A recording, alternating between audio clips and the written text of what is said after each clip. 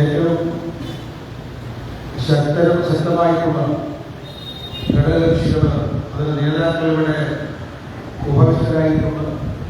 BDJS സമാദരണീയനായ ജില്ലാ president Shri ഗിരി പാമ്പനാൻ, അതോടൊപ്പം Kerala communist കോൺഗ്രസിന്റെ സംസ്ഥാന ജനറൽ സെക്രട്ടറി ശ്രീ സന്തോഷ് കാളിയർ, അതേപോലെ RJPയുടെ ജില്ലാ അധ്യക്ഷൻ ശ്രീ അരുൺകുമാർ,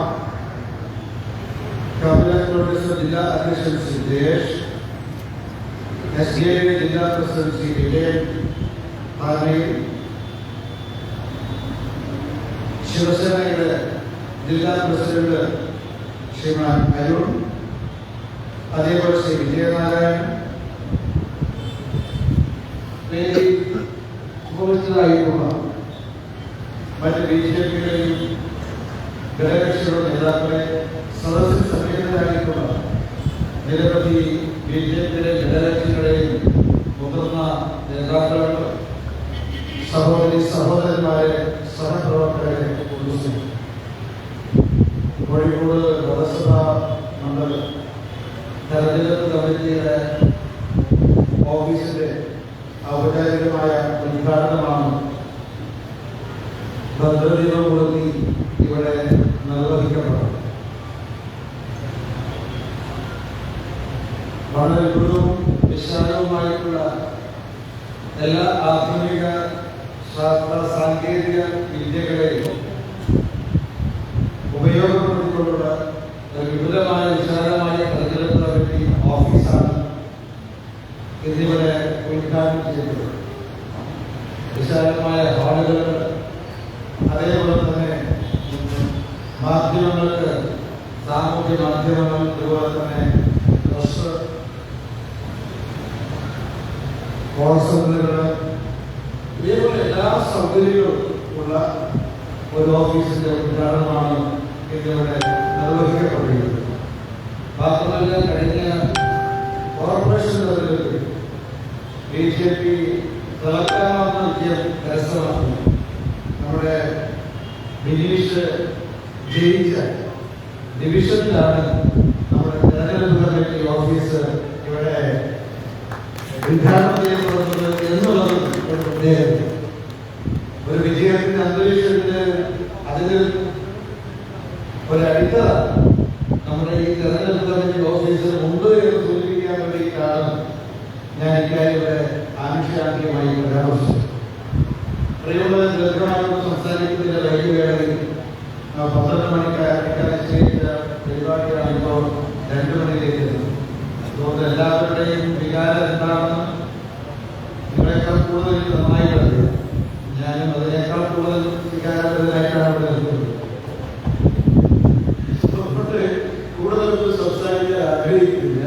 പക്ഷെ കാര്യം, നമ്മുടെ ഈ ഓഫീസ് ഉദ്ഘാടനം നടക്കുന്ന സമയത്ത് നമ്മുടെ കേരളത്തിന്റെ എല്ലാ രാഷ്ട്രീയ സാഹചര്യങ്ങളും നമുക്ക് അനുകൂലമായി കൊണ്ടിരിക്കുന്നു എന്നുള്ളതാണ് സത്യം. തെരഞ്ഞെടുപ്പ് അടുക്കുന്തോറും നമ്മുടെ വിജയ സാധ്യത വർദ്ധിച്ചുകൊണ്ടിരിക്കുന്നു എന്നുള്ളത് നമ്മുടെ എതിരാളികളെ പോലും സംബന്ധിക്കുന്നു.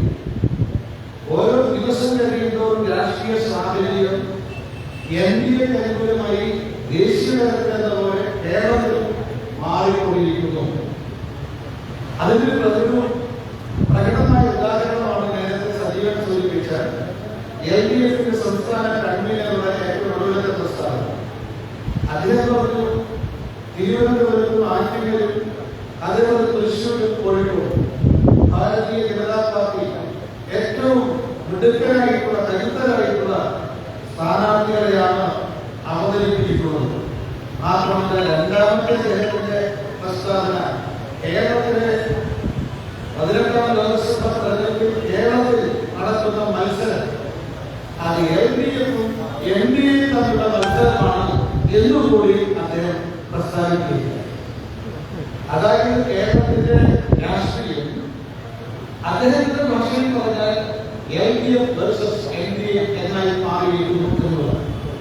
ഇത് കേൾക്കാതെ പാതി കേരളത്തിലെ പ്രതിപക്ഷ നേതാവ് ഉടൻ പ്രതികരിച്ചു. ശരിയല്ല, BJP എൻഡിഎ പരാജയപ്പെടുത്താൻ കേരളത്തിൽ ശ്രമിക്കുന്ന മുന്നണി അത് UDF ആണ്. അതുകൊണ്ട് കേരളത്തിലെ മത്സരം UDF വേഴ്സസ് NDA ആണ് എന്നത് കൂടിയിട്ട്. പക്ഷേ സത്യത്തിൽ നമുക്ക് പറയാനുള്ളത് ഈ LDF UDF രണ്ടായിട്ട് നാം കാണുന്നില്ല. ദേശീയ തലത്തിലെ IND മുന്നണിയുടെ ഭാഗമാണ് കേരളത്തിൽ നടക്കുന്ന മത്സരം. NDA വേഴ്സസ് IND എന്ന രീതിയിലേക്ക് മാറിക്കൊണ്ടിരിക്കുന്നു എന്നതാണ് കേരളത്തിന്റെ രാഷ്ട്രീയം നിഷ്പക്ഷമായി വിലയിരുത്തുമ്പോൾ നമുക്ക് മനസ്സിലാക്കാൻ സാധിക്കും. നമ്മുടെ വിജയസാധ്യത ഓരോ ദിവസം കഴിയുമ്പോൾ വർദ്ധിച്ചുകൊണ്ടിരിക്കുന്നു.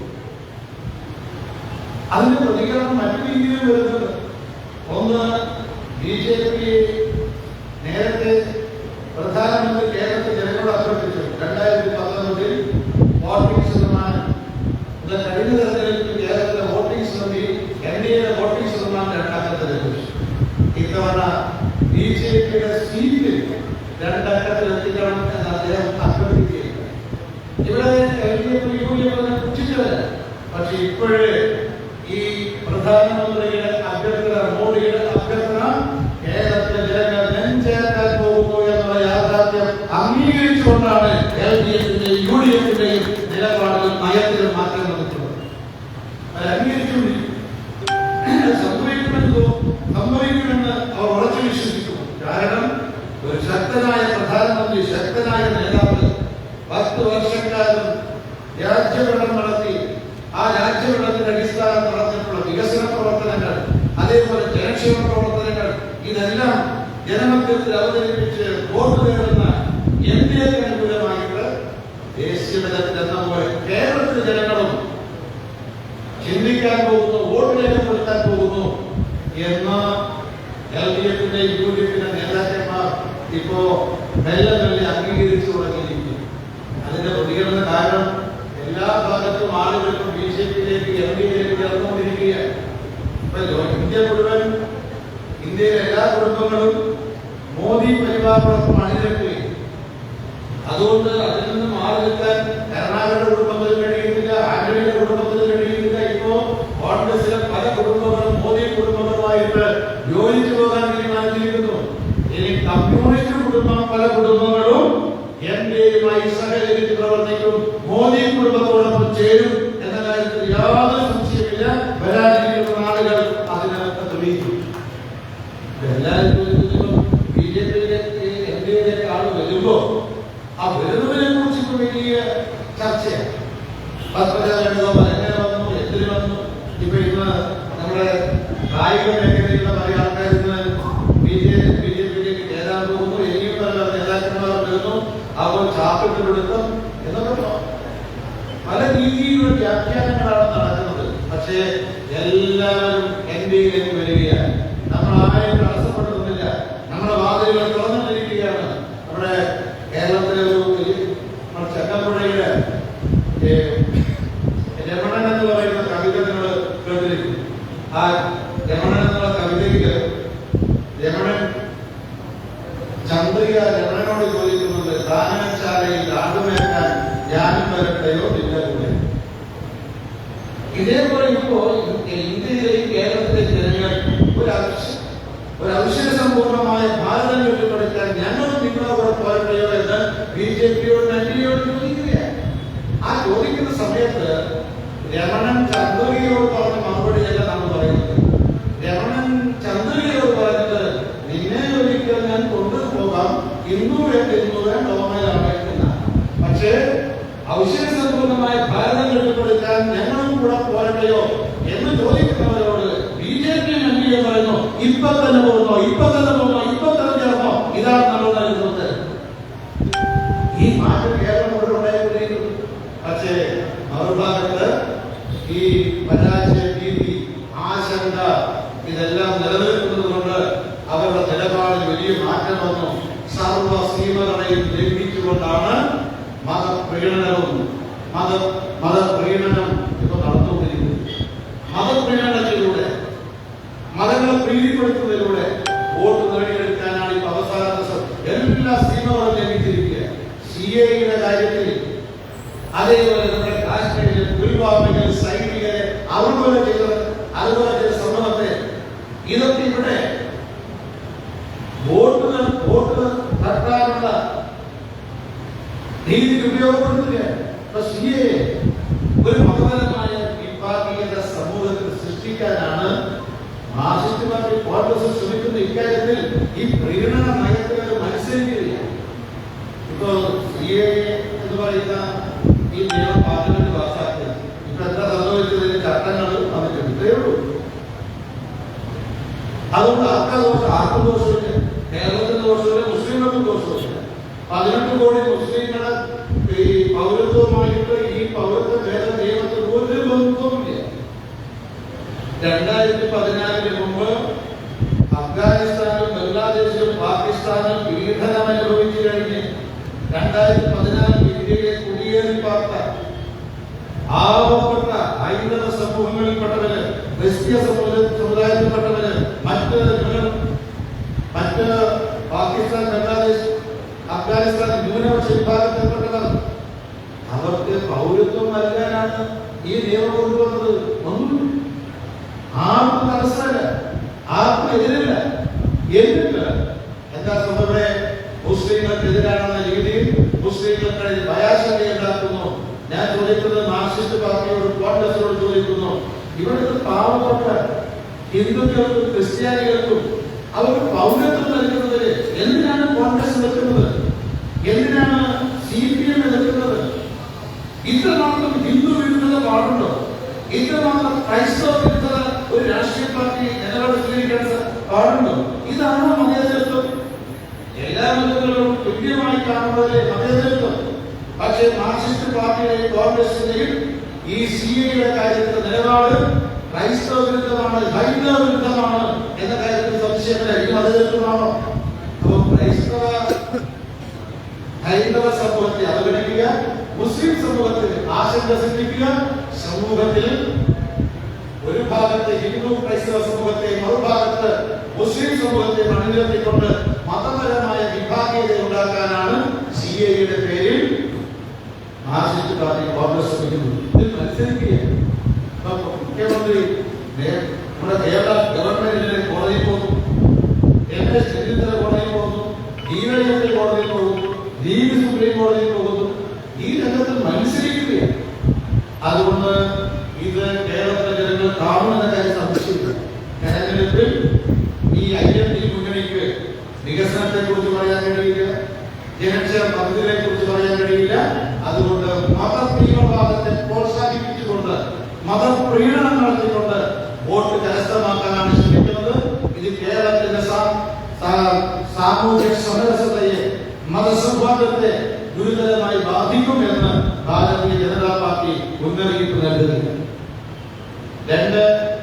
നോക്കുക, പുൽവാമയിൽ നടന്നിട്ടുള്ള അതിഭീകരമായിട്ടുള്ള അക്രമം, അതിൽ നമ്മുടെ CRPF ഉൾപ്പെട്ട സൈനികർ ബലിദാനികളായി. 42-ലധികം സൈനിക സഹോദരന്മാരാണ് സ്വന്തം ജീവിതം രാഷ്ട്രത്തിന് വേണ്ടി ബലിയർപ്പിച്ചത്. ഇതിന്റെ പേരിൽ പാകിസ്ഥാനാണ്, പാക് ഭീകരവാദികളാണെന്ന കാര്യത്തിൽ പാകിസ്ഥാനോട് സംശയമില്ല. ഭാരതം പാകിസ്ഥാനെതിരായിട്ട് പാകിസ്ഥാനാണ് ഇതിന് പിന്നിൽ എന്നുള്ള ഭാരതത്തിന്റെ ആരോപണത്തെ ആഗോള സമൂഹം അംഗീകരിച്ചു, ആഗോള രാഷ്ട്രങ്ങൾ അംഗീകരിച്ചു, UN അംഗീകരിച്ചു. പക്ഷെ അന്ന് പാകിസ്ഥാൻ എന്താ ആരോപിച്ചത്? ഇത് ഭാരതത്തിന്റെ സൃഷ്ടി. ഈ പുൽവാമയിലെ ഈ ഇന്ത്യൻ സൈനികർ കൊല്ലപ്പെട്ടത് അതിന്റെ പിന്നിൽ ഭാരതമാണ് എന്ന് പാകിസ്ഥാന്റെ ആരോപണമായിരുന്നു ആഗോളതലത്തിലുള്ളത്. അപ്പൊ പാകിസ്ഥാൻ പുൽവാമ ആക്രമണത്തെ സംബന്ധിച്ച് പാകിസ്ഥാൻ എന്താണോ ആഗോളതലത്തിൽ ആരോപിച്ചത്, അതേ ആരോപണം നമ്മുടെ പാർലമെന്റ് അംഗം കോൺഗ്രസിന്റെ UDFന്റെ പത്തനംതിട്ട സ്ഥാനാർത്ഥി ആന്റണി ഇന്നലെ ആവർത്തിച്ചിരിക്കുകയാണ്. അദ്ദേഹം പാകിസ്ഥാനെ വെള്ളപൂശാനാണ് ശ്രമിക്കുന്നത്. ആഗോളതലത്തിൽ പാകിസ്ഥാൻ അക്കാലത്ത് എന്താണോ ഇന്ത്യക്കെതിരെ ആരോപണം ഉന്നയിച്ചത്, അത് ഒരു കോൺഗ്രസ് നേതാവിലൂടെ പുറത്തു വരുന്നു. മാത്രമല്ല, പ്രിയമുള്ള അറിയോ, ഈ UN ആഗോളതലത്തിൽ എല്ലാ രാഷ്ട്രങ്ങളും ഭാരതത്തിന്റെ വാദം അംഗീകരിച്ചതിന് ശേഷം, UN അംഗീകരിച്ചതിന് അതിനുശേഷം പാകിസ്ഥാൻ ഈ ആരോപണം പിന്നോട്ട് പോയി. പക്ഷേ പാകിസ്ഥാന്റെ ആരോപണം പൊടിതട്ടിയിട്ട് ഈ തെരഞ്ഞെടുപ്പിന് മുന്നിൽ കണ്ടുകൊണ്ട് ആന്റണി പരസ്യമായി ആവർത്തിച്ചു. സത്യത്തിൽ ഇന്ത്യ വിരുദ്ധമാണ്. ഇത് പാകിസ്ഥാൻ പരസ്യമായി പിന്തുണ പ്രഖ്യാപിക്കലാണ്. ഒരു പാകിസ്ഥാന്റെ ചാരപ്പണിയാണ് നമ്മുടെ UDF സ്ഥാനാർത്ഥി UDF പാർലമെന്റ് അംഗം ഇന്നലെ നടത്തിയ പ്രസ്താവനയിലൂടെ മനസ്സിലാക്കേണ്ടത്. ഇതിനെക്കുറിച്ച് കോൺഗ്രസിന്റെ അഭിപ്രായം, ദേശീയ നേതൃത്വത്തിന്റെ അഭിപ്രായം വ്യക്തമാക്കേണ്ടതാണ്. ഭാരതീയ ജനതാ പാർട്ടി NDA ആവശ്യപ്പെടുന്നു ഈ ഇന്ത്യ വിരുദ്ധ പ്രസംഗം നടത്തിയ പാകിസ്ഥാൻ പരസ്യമായി പിന്തുണ പ്രഖ്യാപിച്ച ഈ ആന്റണിയെ കോൺഗ്രസിൽ നിന്ന് പുറത്താക്കാൻ ദേശീയ നേതൃത്വം തയ്യാറാക്കണമെന്ന് BJP ആവശ്യപ്പെട്ടിരിക്കുന്നു. പ്രിയമുള്ളവരെ, ഈ കേരളത്തിലെ കോൺഗ്രസിന്റെ അഭിപ്രായം എന്തായി? ഈ നിലപാടിനോട് അംഗീകരിക്കുന്നുണ്ടോ? പുറത്താക്കുന്നില്ലെങ്കിൽ എന്താ മനസ്സിലാക്കേണ്ടത്? ഈ ആന്റണിയുടെ നിലപാട് തന്നെയാണ് കോൺഗ്രസിന്റെയും UDF-ന്റെയും നിലപാടെന്ന് മനസ്സിലാക്കേണ്ടി വരും. ഈ രാജ്യത്തിലുള്ള പ്രവർത്തനം നടത്തിയ UDF-ന് കനത്ത തിരിച്ചടി ഈ തെരഞ്ഞെടുപ്പിൽ ജനങ്ങൾ നൽകുമെന്ന കാര്യമാണ് സംശയം. ഞാൻ സൂചിപ്പിക്കുന്നത് കൂടുതൽ ഇത് ഞാൻ പറഞ്ഞു വന്നത് ഈ പരാജയ ഭീതിക്കുണ്ട് കോൺഗ്രസും UDF, അതേപോലെ LDF ഈ മതപ്രീണനവും മതഭീകരവാദികളെ അതിഥികൾക്ക് സഹായിക്കുന്ന നിലപാടുമാണ് സ്വീകരിക്കുന്നത്. കേരളത്തിൽ ഇരു മുന്നണികളും PFI, ജമാഅത്ത് ഇസ്ലാമി, SDP തുടങ്ങിയ മതഭീകര സംഘടനകളുമായിട്ട് അവിഹിത ബന്ധം, അവിശുദ്ധ രാഷ്ട്രീയ സഖ്യം ഉണ്ടാക്കിയിരിക്കുന്നു എന്ന കാര്യത്തിൽ യാതൊരു സംശയമില്ല. CAയുടെ കാര്യത്തിൽ CPM-ഉം കോൺഗ്രസും ഈ മതഭീകരവാദികളെ, തീവ്രവാദികളെ പ്രീതിപ്പെടുത്തുന്ന നിലപാടാണ് സ്വീകരിച്ചിരിക്കുന്നത്. ഈ തെരഞ്ഞെടുപ്പിൽ കേരളം ഈ രണ്ട് മുന്നണികൾക്കും IND സഖ്യത്തിന് കനത്ത തിരിച്ചടി നൽകും. അവർ രണ്ട് കൈയും നീട്ടി മോദിയുടെ ഗ്യാരണ്ടി അംഗീകരിച്ചുകൊണ്ട് NDA സ്വീകരിക്കാൻ തയ്യാറാകും എന്ന കാര്യത്തിൽ യാതൊരു സംശയമില്ല. പ്രിയമുള്ളവരെ, അതുകൊണ്ട് നമ്മുടെ കോഴിക്കോട് ലോക്സഭാ മണ്ഡലത്തെ സംബന്ധിച്ച് നമുക്ക് അഭിമാനത്തോടുകൂടി പറയാൻ സാധിക്കേണ്ട രണ്ട് മുന്നണികളും അവരുടെ സ്ഥാനാർത്ഥികളും എല്ലാം എക്സ്പെരിമെന്റ് ചെയ്യുന്നത് കാലഹരണപ്പെട്ടിട്ടുള്ള മുന്നണിയാണ്. അത് കാലഹരണപ്പെട്ടിട്ടുള്ള സ്ഥാനാർത്ഥികളാണ്. LDF-നുള്ളത്, UDF-നുള്ളത് എക്സ്പെരിമെന്റ് ചെയ്യുന്നത്. എന്നാൽ അഭിമാനത്തോടുകൂടി പറയാൻ സാധിക്കും, ഇരു മുന്നണികളും നിർത്തിയ സ്ഥാനാർത്ഥിയേക്കാൾ 1000 മടങ്ങ് യോഗ്യതയുള്ള സ്ഥാനാർത്ഥിയാണ് NDA സ്ഥാനാർത്ഥി MP രമേശ് എന്ന് പറയുന്ന സ്ഥാനം. നമ്മോടൊപ്പം ഒരാദർശത്തിന്റെ അടിത്തറയിൽ നിന്നുകൊണ്ട് രാഷ്ട്രീയ പ്രവർത്തനം നടത്തി പാരമ്പര്യമുള്ള സ്ഥാനാർത്ഥിയെയാണ് NDA അവതരിപ്പിച്ചിരിക്കുന്നത്. ഇക്കാര്യത്തിൽ സത്യം ആര് പറഞ്ഞാലും അത് സത്യമാണെന്ന് പറയണമല്ലോ. അതുകൊണ്ട് EP ജയരാജന്റെ ഈ പ്രസ്താവനയെ നമുക്ക് സത്യമായി പറയാൻ സാധിക്കും, സംശയമില്ല.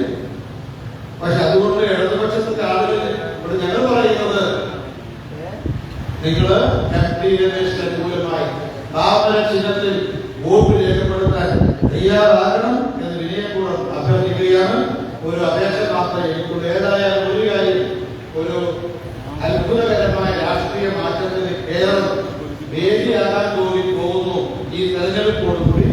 ഏതായാലും ഈ തെരഞ്ഞെടുപ്പോടുകൂടി കേരളത്തിലെ വിവിധ മണ്ഡലങ്ങളിൽ നിന്നായിട്ട് നിരവധി താമരകൾ വിരിയാൻ വേണ്ടി പോകുന്നു. അതേപോലെ തന്നെ NDA ഘടകകക്ഷികൾ വിജയിക്കാൻ വേണ്ടി പോകുന്നു.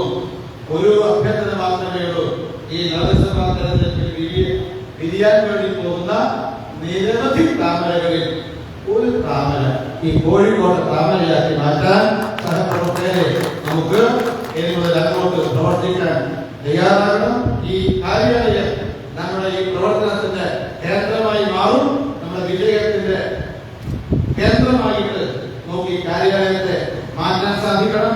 ഈ കാര്യാലയം ഈ കോഴിക്കോട് ലോക്സഭാ മണ്ഡലത്തിന്റെ നമ്മുടെ പ്രവർത്തനത്തിന്റെ വിജയത്തിന്റെ കേന്ദ്രമായി മാറട്ടെ എന്ന് ആശംസിച്ചുകൊണ്ട് ഈ പരിപാടി ഔപചാരികമായി ഉദ്ഘാടനം ചെയ്ത് പ്രഖ്യാപിക്കുന്നു. നമസ്കാരം. കേരള കാമരാജ് കോൺഗ്രസിലെ സ്റ്റേറ്റ് സെക്രട്ടറി അഡ്വക്കേറ്റ് ലത ഇവിടെ എത്തിച്ചേർന്നിട്ടുണ്ട്. അവരെ സഹർഷം സ്വാഗതം ചെയ്യുന്നു. അടുത്തതായി വേദിയിൽ ആശംസാ ഭാഷണമാണ് BDJSന്റെ ജില്ലാ അധ്യക്ഷൻ ശ്രീ ഗിരീഷ്.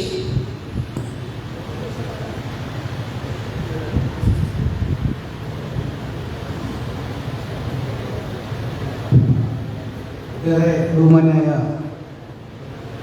ഈ പരിപാടി ഉദ്ഘാടനം നടത്തിയ BJPയുടെ ദേശീയ നിർവാഹക സമിതി അംഗം ശ്രീ PK കൃഷ്ണസ്വാമി, ആരാധനായ ഈ പരിപാടിയുടെ അധ്യക്ഷൻ K നാരായണൻ മാസ്റ്റർ, ഇവിടെ ആശംസാ പ്രസംഗം നടത്തുന്ന ശ്രീ സന്തോഷ് കാളിയത്ത്, അതുപോലെ തന്നെ അരുൺകുമാർ, ജയേഷ്, വിജയൻ താനാലി, അരുൺകുമാർ, ഏറെ പ്രിയങ്കരനായ BJPയുടെ ജില്ലാ പ്രസിഡന്റ് ശ്രീ സജീവേട്ടൻ,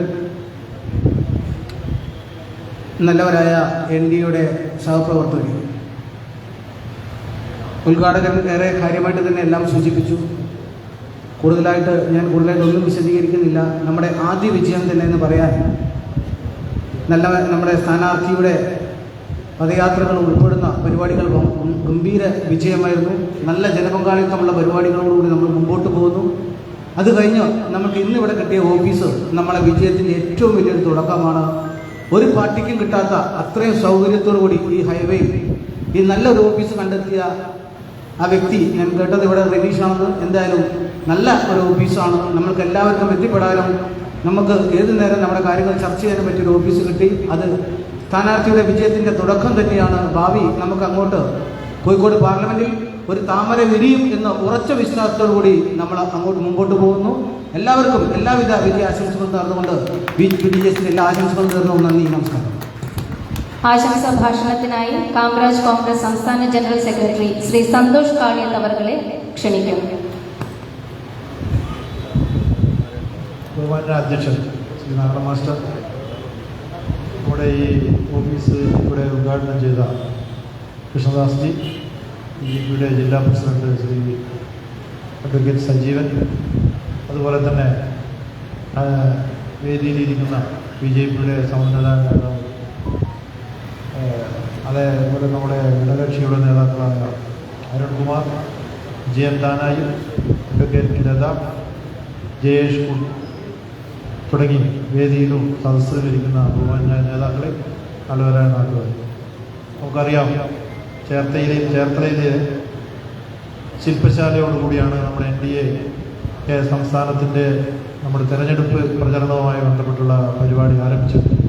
അപ്പോൾ കഴിഞ്ഞ ഒട്ടേറെ പ്രവർത്തനങ്ങൾ NDAയുടെ നേതൃത്വത്തിൽ ഇവിടെ നടക്കുകയും ജനപഞ്ചായത്തും അതുപോലെ ഗൃഹസമ്പർക്ക പരിപാടി അവസാനമായി നമ്മുടെ സംസ്ഥാന ചെയർമാൻ ശ്രീ K സുരേന്ദ്രൻജി നയിച്ച പദയാത്രയാണ് അവസാനമായി നടന്നത്. അതൊക്കെ കേരളത്തിൽ അങ്ങോളം വലിയ വിജയ ഘോഷയാത്ര തന്നെയായിരുന്നു NDAയുടെ നേതൃത്വത്തിൽ നടന്നത്. ഇത് നമ്മളുടെ ഒരു നാഴികക്കല്ലായി മാറിയ പദയാത്രയായിരുന്നു. ആ പദയാത്രയോടനുബന്ധിച്ച് തന്നെയാണ് വിവിധ മണ്ഡലങ്ങളിലെ തെരഞ്ഞെടുപ്പ് പ്രവർത്തനവുമായി ബന്ധപ്പെട്ട വിവിധ പരിപാടികൾ NDAയുടെ സ്ഥാനാർത്ഥികളെ വിജയിപ്പിക്കാനും എല്ലാ മണ്ഡലങ്ങളിലും സജീവമായ പ്രവർത്തനങ്ങൾ നടന്നുകൊണ്ടിരിക്കുകയാണ്. അതിൻ്റെ ഭാഗമായി തന്നെ കോഴിക്കോട് നമ്മുടെ പ്രിയങ്കരനായ സ്ഥാനാർത്ഥി ശ്രീ MD രമേശിയുടെ വിജയത്തിനു വേണ്ടി കേന്ദ്ര തെരഞ്ഞെടുപ്പ് കമ്മിറ്റി കാര്യാലയമാണ് ഇവിടെ ഉദ്ഘാടനം ചെയ്യപ്പെട്ടിരിക്കുന്നത്. ഈ പരിപാടിക്ക് എല്ലാവിധ ആശംസകൾ അർപ്പിച്ചു, വൈകിയ വേള എല്ലാവിധ ആശംസകൾ അർപ്പിച്ചു നടത്തുന്നു. നന്ദി, നമസ്കാരം, ജയ് ഹിന്ദ്. RLGP ജില്ലാ പ്രസിഡന്റ് ശ്രീ അരുൺകുമാറിനെ ആശംസാ ഭാഷണത്തിന് ക്ഷണിക്കുന്നു.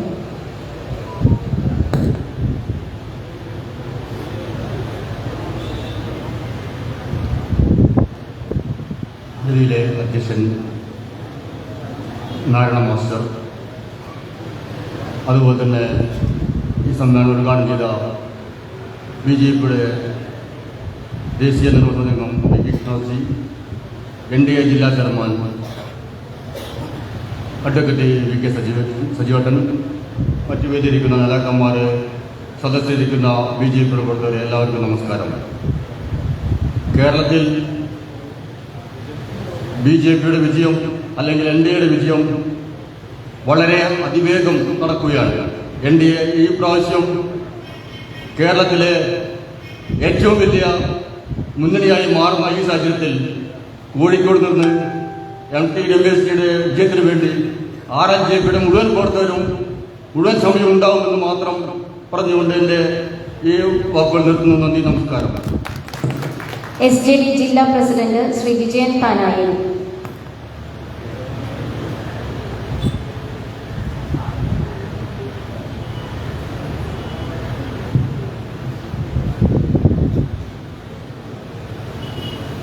ബഹുമാനപ്പെട്ട നമ്മുടെ യോഗാധ്യക്ഷൻ ശ്രീ കെ നാരായണ മാസ്റ്റർ, സ്വാഗതം പറഞ്ഞ VK സജീവൻ ജില്ലാ പ്രസിഡന്റ്, ഉദ്ഘാടനം ചെയ്ത ശ്രീ PK കൃഷ്ണദാസ്ജി, ദേശീയ നിർവാഹക സമിതി അംഗം, പിന്നെ അതുപോലെ ആശംസകൾ അർപ്പിച്ച സന്തോഷ് കാളിയത്ത്, കാമരാജ് കോൺഗ്രസിൻ്റെ കേരള കാമരാജ് കോൺഗ്രസ് സംസ്ഥാന സെക്രട്ടറി അരുൺകുമാർ, ശ്രീ ജയേഷ്, കാമരാജ് അധ്യക്ഷൻ ജില്ലാ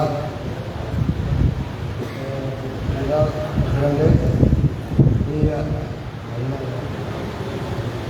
മറ്റുള്ള ബഹുമാനപ്പെട്ട വേദിയിലിരിക്കുന്ന സദസ്സിലിരിക്കുന്ന മറ്റെല്ലാ സഹോദരി സഹോദരന്മാരെ, നമുക്ക് അർഹതപ്പെട്ട ഒരു സ്ഥാനാർത്ഥിയെ തന്നെയാണ്, നമ്മുടെ കൊച്ചുകുട്ടികൾ പോലും അറിയുന്ന ഒരു സ്ഥാനാർത്ഥിയാണ് നമുക്ക് കോഴിക്കോട് ലഭിച്ചിട്ടുള്ളത്.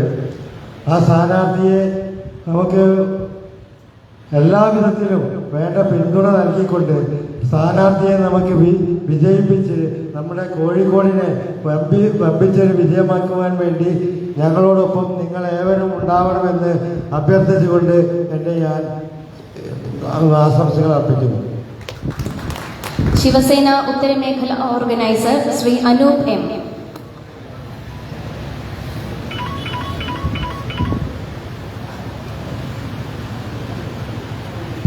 വേദിയിലെ അധ്യക്ഷൻ ശ്രീ നാരായണ മാസ്റ്റർ,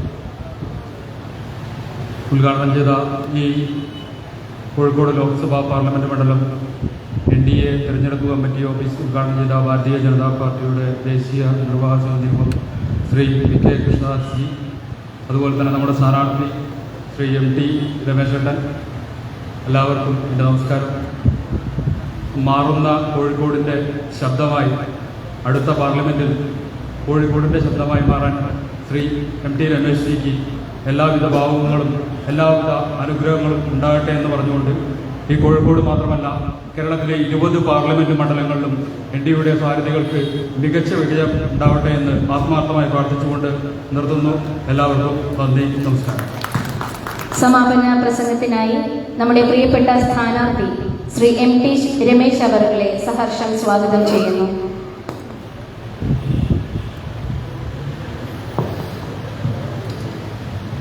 എല്ലാവർക്കും നമസ്കാരം. തിരഞ്ഞെടുപ്പ് പ്രവർത്തനങ്ങൾക്ക് മേൽനോട്ടം വഹിക്കുന്ന നമ്മുടെ ഈ കേന്ദ്ര തിരഞ്ഞെടുപ്പ് കമ്മിറ്റി ഓഫീസ് ഇന്നിവിടെ ഔപചാരികമായി തുടക്കം കുറിക്കുകയാണ്. ഇനിയുള്ള 19 ദിവസക്കാലം കോഴിക്കോട് പാർലമെൻറ്റ് മണ്ഡലത്തിലെ തിരഞ്ഞെടുപ്പ് പ്രവർത്തനങ്ങളുടെ കേന്ദ്ര ബിന്ദുവാവേണ്ടത് ഈ തിരഞ്ഞെടുപ്പ് കമ്മിറ്റി ഓഫീസാണ്. നമ്മുടെ എല്ലാവരുടെയും സജീവമായിട്ടുള്ള സാന്നിധ്യവും ശ്രദ്ധയും ഈ തിരഞ്ഞെടുപ്പ് കമ്മിറ്റി ഓഫീസിൽ ഉണ്ടാകണം എന്ന് ആദ്യമേ തന്നെ അഭ്യർത്ഥിക്കുകയാണ്. കോഴിക്കോട് വരുമ്പോൾ എല്ലാവരും തിരഞ്ഞെടുപ്പ് കമ്മിറ്റി ഓഫീസുമായി കൂടി ബന്ധപ്പെടാനും ഇവിടേക്ക് വരാനും തയ്യാറാകണം. ഇവിടേക്ക് വരുന്ന എല്ലാ പ്രവർത്തകന്മാർക്കും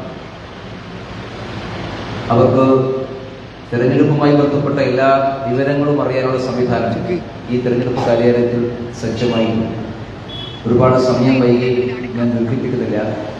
ദേശീയ ജനാധിപത്യ സഖ്യത്തിനെതിരായി മത്സരിക്കുന്ന മുന്നണി UDF-ന്റെയും LDF-ന്റെയും സംയുക്ത മുന്നണിയാണ് INDA മുന്നണികൾ. അവരുടെ മത്സരിപ്പിക്കുന്ന സ്ഥാനാർത്ഥികൾ കോഴിക്കോടിൻ്റെ മണ്ണിൽ പല സന്ദർഭങ്ങളിൽ ഒരുമിച്ച് വന്നിട്ടുള്ള മുഖങ്ങളും നിലപാടുകളുമാണ്. കോഴിക്കോട് കേരളത്തിനും പുറത്തും ചർച്ച ചെയ്യപ്പെട്ട ഒരുപാട് സന്ദർഭങ്ങൾ അവ ഒരുമിച്ചായിരുന്നു ഉണ്ടായിരുന്നത് എന്ന് നമുക്ക് എല്ലാവർക്കും പറയാം. നമ്മുടെ ഈ കോഴിക്കോട് മാറാടിൻ്റെ മണ്ണിൽ നിരപരാധികളായിട്ടുള്ള 8 പേർ കൊല ചെയ്യപ്പെട്ടപ്പോൾ കൊല്ലപ്പെട്ടവരുടെ കൂടെ ആയിരുന്നില്ല, കൊല ചെയ്തവന്റെ കൂടെയായിരുന്നു CPM-ഉം കോൺഗ്രസും അവരുടെ സ്ഥാനാർത്ഥികളും ഉണ്ടായത് എന്ന് നമുക്ക് ഓർമ്മയുണ്ട്. ഈ കോഴിക്കോട് ശബരിമല പ്രക്ഷോഭ സമയത്ത് കോഴിക്കോടെ ഒരു വിഭാഗം വ്യാപാരികൾ എന്ന് പറഞ്ഞുകൊണ്ട് മതഭീകരവാദികൾ നമ്മളെ വെല്ലുവിളിച്ചപ്പോൾ മിഠായി തെരുവിലേക്ക് കടക്കാൻ നിങ്ങളെ അനുവദിക്കില്ല എന്ന് മതഭീകരവാദികൾ വെല്ലുവിളിച്ചപ്പോൾ ആ വെല്ലുവിളിച്ചവന്റെ കൂടെയായിരുന്നു LDFും UDFും. ഓപ്പൺ ഫ്രണ്ട് നിരോധിച്ചപ്പോൾ നിരോധനത്തിനെതിരായി സെപ്റ്റംബർ മാസം അവസാനം കോഴിക്കോട് നടന്ന ബഹുദിന ഐക്യദാർഢ്യയുടെ മുൻനിരയിൽ LDFിന്റെയും UDFിന്റെയും സ്ഥാനാർത്ഥികൾ അണിനിന്നത് നാം ആരും മറന്നുപോയിട്ടില്ല. അങ്ങനെ ഒരുപാട് സന്ദർഭങ്ങളിൽ അവരെ നാം കണ്ടിട്ടുള്ളതാണ്. ഹമാസ് അനുകൂല റാലി ഈ കോഴിക്കോട് കടപ്പുറത്ത് സംഘടിപ്പിച്ചപ്പോൾ അവിടെയും LDFിന്റെയും UDFിന്റെയും സാന്നിധ്യം നമ്മൾ കണ്ടിട്ടുണ്ട്. കോൺഗ്രസ് ഫാക്ടറി പൂട്ടിയപ്പോൾ ആ കൂട്ടാനെടുത്ത തീരുമാനത്തിന്റെ പിറകിൽ LDFും UDFും ഉണ്ടായിരുന്നു. ഇവിടെ മാവൂർ ഗാളിയോരേഷൻ പൂട്ടിയപ്പോൾ ആ തീരുമാനത്തിന്റെ പിറകിൽ LDFും UDFും ഉണ്ടായിരുന്നു. കുന്നത്ത ടെക്സ്റ്റൈൽസ് പൂട്ടിയപ്പോൾ ആ തീരുമാനത്തിന്റെ പിറകിൽ LDFും UDFും ഉണ്ടായിരുന്നു. ഈ കോഴിക്കോടിനെ തകർത്തിട്ടുള്ള എല്ലാ തീരുമാനങ്ങളെയും പറഞ്ഞു. കോഴിക്കോടിനെ പുറകോട്ടേക്ക് വലിച്ച എല്ലാ തീരുമാനങ്ങളെയും പറഞ്ഞു. കോഴിക്കോട്ടെ മതഭീകരവാദത്തിന്റെയും സാമൂഹിക വിരുദ്ധതകളെയും ശക്തികൾക്ക് പിന്തുണയേകിയിട്ടുള്ള എല്ലാ സന്ദർഭങ്ങളിലും ഇരട്ടവെച്ച കുട്ടികളെ പോലെ നാം കണ്ടിട്ടുള്ളവരാണ് LDFും UDFും. അവിടെ സ്ഥാനാർത്ഥികൾ, അവിടെ നേതൃത്വം. ഇത് സ്വാഭാവികമായിട്ടും ഈ തെരഞ്ഞെടുപ്പിൽ ചർച്ച ചെയ്യപ്പെടേണ്ടതാണ്. ഇനിയും എന്തിന് ഈ ചെയ്തതിനുള്ള മത്സരം എന്ന് ജനങ്ങളുടെ മുമ്പാകെ അവതരിപ്പിക്കേണ്ടതാണ്. അതുകൊണ്ട് ഈ തെരഞ്ഞെടുപ്പിന്റെ രാഷ്ട്രീയ സന്ദേശം വളരെ വ്യക്തമാണ്. കോഴിക്കോട് മാറ്റമുണ്ടാകണമെങ്കിൽ പഴകിത്തിരിഞ്ഞു പോയിട്ടുള്ള ഈ രാഷ്ട്രീയ മുന്നണികളെ കൊണ്ട് പ്രയോജനമില്ല. ദീർഘകാലം ഈ മണ്ഡലത്തെ പ്രതിനിധീകരിച്ചിട്ടുള്ള MP 15 കൊല്ലമായി. ആ 15 കൊല്ലക്കാലത്തിനിടയിൽ ഒരു പ്രാവശ്യം പോലും കോഴിക്കോട് വേണ്ടി ഇന്ത്യൻ പാർലമെന്റിൽ അദ്ദേഹം സംസാരിച്ചതായി നാം കേട്ടിട്ടില്ല. അദ്ദേഹം മന്ത്രിമാരുടെ ഓഫീസുകൾ കയറിയിറങ്ങിയിട്ടുണ്ടാകാം. ഉദ്യോഗസ്ഥന്മാരെ സ്വാധീനിച്ചുകൊണ്ട് വിവരങ്ങൾ നേരത്തെ ചോദ്യമെടുത്തുകൊണ്ട് വാർത്താസമ്മേളനം നടത്തി ഇതിന്റെ എല്ലാം ആൾ ഞാനാണ് എന്ന് വരുത്തി തീർക്കാൻ പരിശ്രമിച്ചിട്ടുണ്ടാകും. പക്ഷേ ബഹുമാനപ്പെട്ട UDFിന്റെ സ്ഥാനാർത്ഥി പറയണം, കഴിഞ്ഞ 15 കൊല്ലക്കാലമായി ഈ കോഴിക്കോടിന് വേണ്ടി ഒരു സംസാരം, ഒരു ശബ്ദം അദ്ദേഹം പാർലമെന്റിൽ ഉയർത്തിയിട്ടുണ്ടോ? ഒരു സ്വകാര്യ ബിൽ അദ്ദേഹം പാർലമെന്റിൽ കൊണ്ടുവന്നിട്ടുണ്ടോ? ഏതെങ്കിലും മന്ത്രിമാരോട് ഒരു ചോദ്യം അദ്ദേഹം ചോദിച്ചിട്ടുണ്ടോ? കോഴിക്കോടിന് വേണ്ടി ഒരു സബ്മിഷൻ അദ്ദേഹം പാർലമെന്റിൽ കൊണ്ടുവന്നിട്ടുണ്ടോ? ഇല്ല എന്ന് പാർലമെന്ററി രേഖകൾ പരിശോധിച്ചാൽ ആർക്കും മനസ്സിലാക്കും. 5 കൊല്ലമായി ശ്രീ എളമരം കരീം LDFിന്റെ സ്ഥാനാർത്ഥി രാജ്യസഭയിലുണ്ട്. അദ്ദേഹം അമേരിക്കക്കെതിരായി സംസാരിച്ചിട്ടുണ്ട്. അദ്ദേഹം ഇസ്രായേലിനെതിരായി സംസാരിച്ചിട്ടുണ്ട്. ആഗോള പ്രശ്നങ്ങളെല്ലാം അദ്ദേഹം ഇടപെട്ടിട്ടുണ്ട്. പക്ഷേ കോഴിക്കോട് നഗരത്തിലും കോഴിക്കോട് പാർലമെന്റിലും തൊഴിൽ നഷ്ടപ്പെട്ടു പോയ, ജീവക്ഷമങ്ങളായി മാറിയ, ജീവിക്കാൻ നിർവാഹമില്ലാതെ പുറമ്പോക്കിലേക്ക് വലിച്ചെറിയപ്പെട്ട ഏതെങ്കിലും ഒരു സാധാരണക്കാരന് വേണ്ടി ഇന്ത്യൻ പാർലമെന്റിൽ ഒരു ശബ്ദം ഉയർത്താൻ തൊഴിലാളി നേതാവ് എന്ന് പറയുന്ന ഇളവരത്തിന് സാധിച്ചിട്ടുണ്ടോ? ഈ കോഴിക്കോട് വേണ്ടി ഒരു ശബ്ദം ഉയർത്താൻ സാധിച്ചിട്ടുണ്ടോ? അവരെല്ലാവരും മറ്റുള്ളവർക്ക് വേണ്ടിയാണ് സംസാരിച്ചത്, മറ്റു പലർക്കു വേണ്ടിയുമാണ് സംസാരിച്ചത്.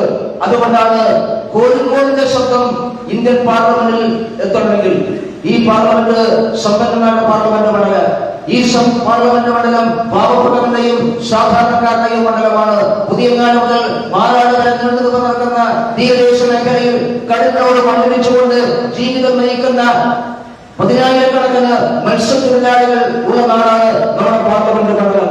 രാവിലെ മുതൽ വൈകുന്നേരം വരെ രക്തം ഉയർപ്പാക്കി പണിയെടുത്ത് വിട്ടുന്ന തുച്ഛമായിട്ടുള്ള വരുമാനം കൊണ്ട് ജീവിതം പോലെ വിധിക്കപ്പെടുന്ന ലക്ഷാവധി വരുന്ന സാധാരണ തൊഴിലാളികളുടെ മണ്ഡലമാണ് ഈ പാർലമെന്റ് മണ്ഡലം. മലയോര മേഖലയിൽ മണ്ണിനോടും മഞ്ഞുമൃഗങ്ങളോടും മണ്ണിട്ടുകൊണ്ട് ജീവിതം മുമ്പോട്ടേക്ക് നയിക്കാൻ വേണ്ടി കഷ്ടപ്പെടുന്ന സാധാരണക്കാരായ കർഷകന്മാരുടെ മണ്ഡലമാണ് ഈ കോഴിക്കോട് മണ്ഡലം. അതുകൊണ്ട് കോഴിക്കോടിന്റെ ശബ്ദം മുതലാളിമാരുടെ ശബ്ദമല്ല, കോഴിക്കോട് ശബ്ദം സമ്പന്നന്റെ ശബ്ദമല്ല, കോഴിക്കോട് ശബ്ദം മതഭീകരവാദികളുടെ ശബ്ദമല്ല, കോഴിക്കോട് ശബ്ദം പാവപ്പെട്ടവന്റെ ശബ്ദമാണ്, സാധാരണക്കാരുടെ ശബ്ദമാണ്, തൊഴിലാളികളുടെ ശബ്ദമാണ്, കർഷകന്റെ ശബ്ദമാണ്. ആ ശബ്ദം ഇന്ത്യൻ പാർലമെന്റിൽ എത്തിക്കാൻ ഒരവസരം ദേശീയ ജനാധിപത്യ ശക്തിന് നൽകണമെന്നുള്ള സന്ദേശമാണ് പ്രിയപ്പെട്ടവരെ ഈ തെരഞ്ഞെടുപ്പിൽ നാം ജനങ്ങളുടെ മുമ്പാകെ വെക്കുന്നത്. ആ സന്ദേശം ഉയർത്തിപ്പിടിച്ചുകൊണ്ട് ഈ പോരാട്ടത്തിൽ ഒറ്റക്കെട്ടായി നമുക്ക് മുമ്പോട്ട് പോകാൻ നാം ജയിക്കാൻ വേണ്ടി പോകുന്നു.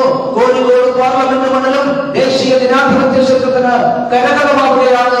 ഈ അസുലഭമായ സന്ദർഭത്തിൽ എല്ലാവരും ഒരുമിച്ച് ഒറ്റക്കെട്ടായി പരിശ്രമിക്കണം എന്ന് മാത്രം സൂചിപ്പിച്ചുകൊണ്ട് ഞാൻ നിർത്തുന്നു. നമസ്കാരം. വന്ദേ മാതരം. ഭാരത് മാതാ കി